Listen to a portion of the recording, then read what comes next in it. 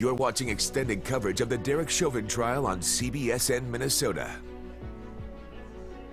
I'm Jason DeRusha with CBSN Minnesota coverage of the trial of Derek Chauvin.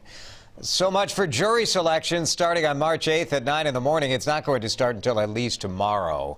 And we're waiting right now for the Court of Appeals to decide if this can happen at all. So many developments today. Protests are happening.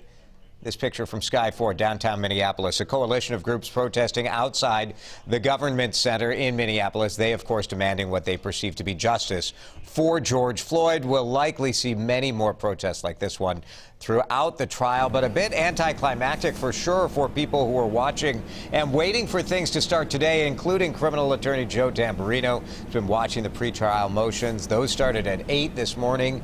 Joe, you're not affiliated with this case. We want to make that very clear, but wow, your thoughts on the developments this morning?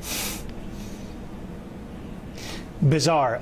Look at what's happened. So the Attorney General comes in and basically asks the defense if they're going to be appealing the Court of Appeals ruling. The defense says yes, and then the Court of Appeals, the Attorney General says they want a delay in all this until the review is completed. It's highly unusual.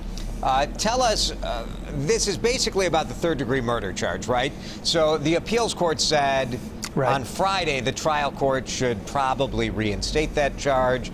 We saw some motions about that today because Derek Chauvin's team is appealing this to the Supreme Court.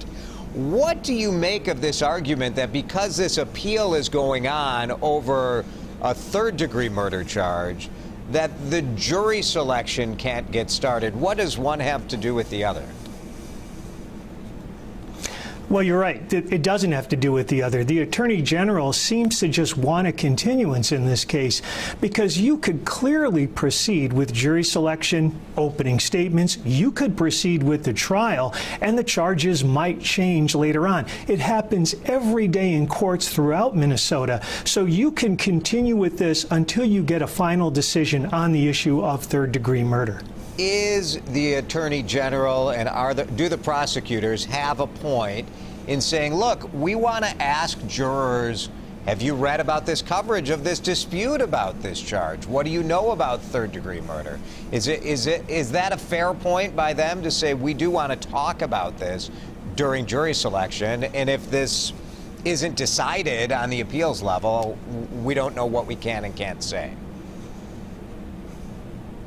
It's only a fair point if the judge permits it. And I think you heard Judge Cahill say that he's pretty restrictive when it comes to allowing attorneys to talk about the law. In his courtroom, he doesn't allow attorneys to talk about the law, the charges much.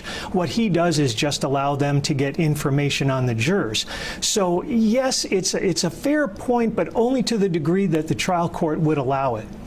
How rare is this to file for a writ of prohibition in the middle of the proceedings? It's extremely rare, and it's unlikely that the AG will prevail on it. Normally, on these types of situations, the Court of Appeals would just say, no, we're not going to do it, and kick it right back to the trial court. In this case, the Court of Appeals might just say, well, the trial could proceed, and we'll see what happens with the third degree.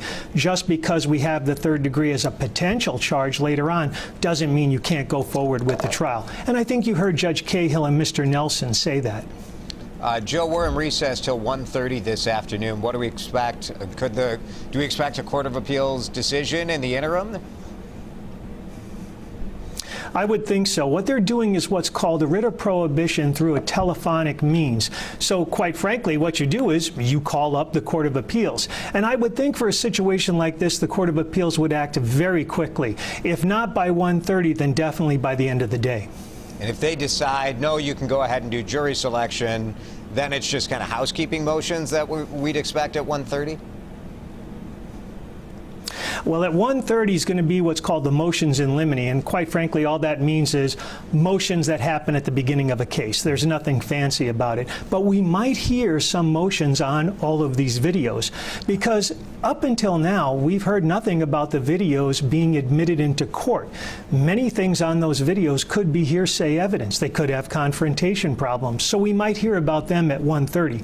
Other than that, yes, it would be housekeeping items, and then we'd go to jury selection tomorrow morning. Joe, how weird is this for jurors to be brought in today knowing that they are there for the trial of Derek Chauvin, only to be turned around and sent home and told come back tomorrow? It's very odd, because consider this. This is the biggest case in Minnesota history, the first televised. And it's been sort of on this rocket docket of getting done quickly. I mean, most murder cases are never tried within 1 year. Even in Minnesota, which has a pretty expeditious system, most murder cases take at least 18 months, 24 months, sometimes 36 months to get to trial. This case has taken basically 9 months. And because of the speed of it, really something should have been handled earlier on, like with the issue we have today. Yeah. Joe Tamburino, our legal expert. Joe, thanks for the insight. We'll be watching this afternoon. We'll have live coverage from the Minneapolis courtroom where those motions should continue. We've all learned a new term, motions in limine. Around 1:30 this afternoon, we'll have coverage right here on CBSN Minnesota. Thanks for watching our continuing breaking coverage of the Derek Chauvin trial.